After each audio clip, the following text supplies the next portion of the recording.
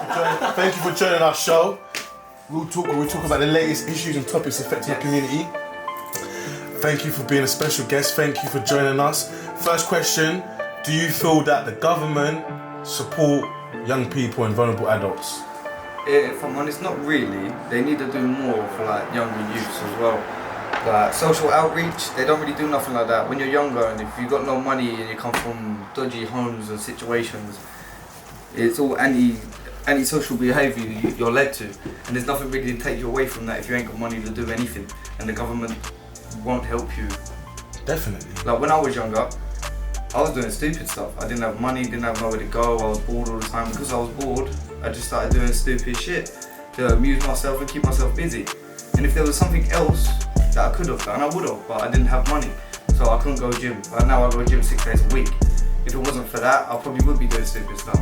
But they need to involve schools as well to try and give some sort of outreach for people to do in their home. Because when you're younger and you've got nothing to do, you just go out and do stupid stuff. Definitely. They need to replace that with something positive, or even just teaching in some aspects where it don't cost nothing. They just go there and they help you with stuff and teach you stuff. You made some really valid points, and it brings me on to my next question. In terms of the police and the police's interaction with communities, with young people, do you feel that they antagonise, overuse excessive force, or do you feel that they bring solution and empathy to situations? Well, if I'm honest with you, most of the time I've had interactions with them, there has been a lot of dickheads.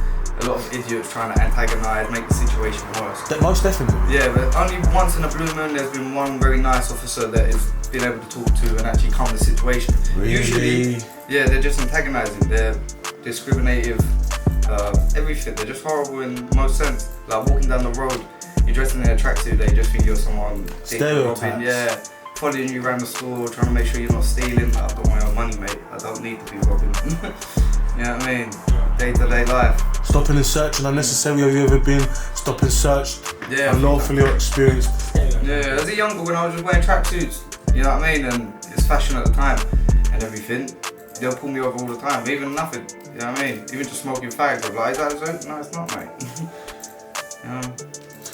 And in terms of, you know, the criminal justice system, which really isn't a justice system because there's no justice in it at all for stereotyped, vulnerable people that are labelled as criminals within our society.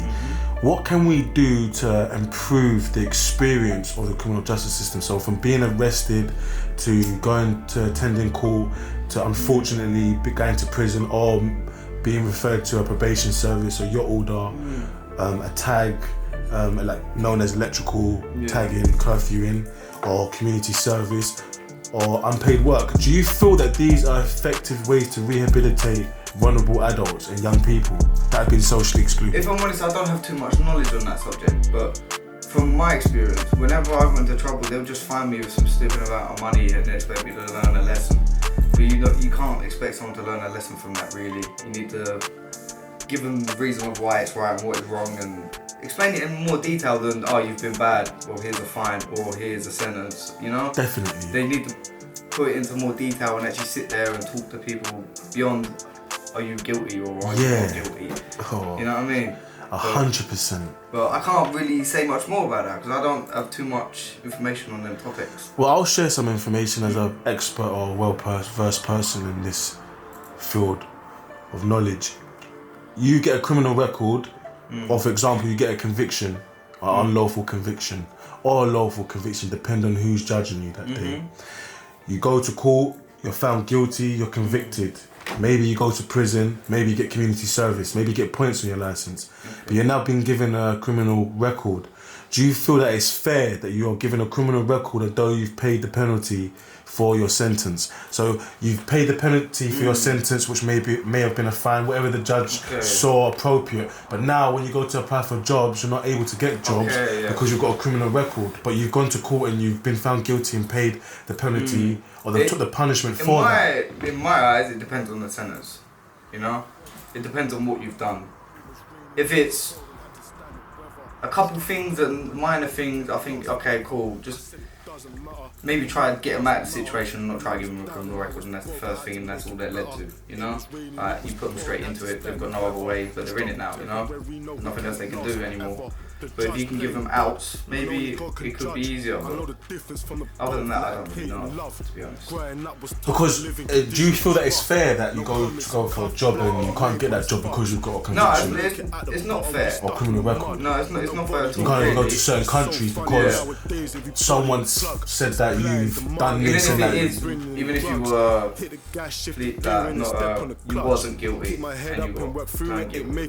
There's been many cases like that as well. A man in America, he was like 40 years in prison and then came out because he weren't the person who done the crime.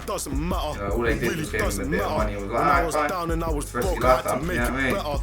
It was raining, it was pouring, had to stand the weather. Honestly, the struggle temporary, no weekend, it lasts forever.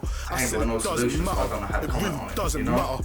When I was down and I was broke, I had to make it better. We'll leave that open for the public, for the viewers to comment, to like, to share, and even to send in videos on your responses and your viewpoints. And it brings us on to our last and very important question. What advice do you have for young people that are struggling, that are thinking of drug dealing, thinking of going onto the roads, thinking of running away from home or committing crime? What advice? Just try to turn to friends or family. Like with me, it was my brother, to be fair, who sorted me out and talked to me. If there's someone you can respect or actually take their words and listen to them, just go to that person, to be fair. Don't be listening to other people giving you misinformation. You want to go to someone you trust and respect enough to take their information and do it. You know, that would be my advice. Thank you so much. You've really been really articulate. You've been really informative. It's been a pleasure to have you, and we look forward to hearing from you again. Thank you so much. Thank you. Self-made savvy. Even if it cost me my breath, every piece has a part when you playing chess. Had to put in the work I couldn't second guess. Trials of the blessed, youth just trying to find rest. North to the west, gotta get what I deserve, not taking up less.